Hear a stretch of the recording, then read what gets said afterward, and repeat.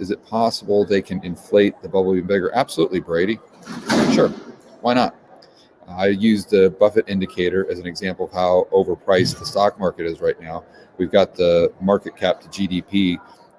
I mean, it's going completely different directions. GDP has fallen off a cliff, and the market cap is going parabolic. And it's the only time I've seen in the chart, going back to the 1970s, where that's actually happened. So the market isn't just expensive now.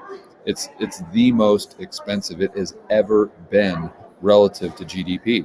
And that just shows you that there's no correlation whatsoever to the economy, the real economy, and the financial economy and the stock market.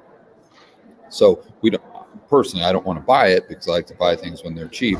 And there's nothing cheap right now about the broad stock market. But that's not to say that through money printing, or who knows how they can inject currency units into the system to create velocity. We've talked about a Fed coin. I tweeted out just the other day about the Banking for All Act that pretty much outlines the digital dollar and everyone having a digital wallet and an account with one of the Federal Reserve banks. And this is how they could increase velocity. And who knows, a lot of that money, you never know where it goes. It might go into the stock market.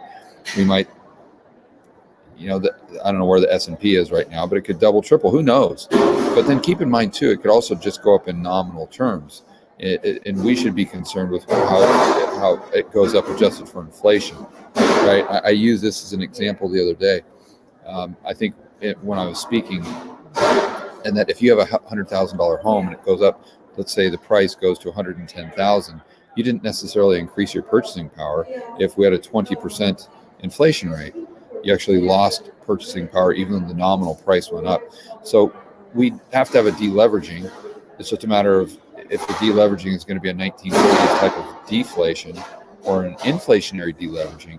So you can have you can lose purchasing power even though the nominal price is going up on your assets. That's what I'm trying to get at.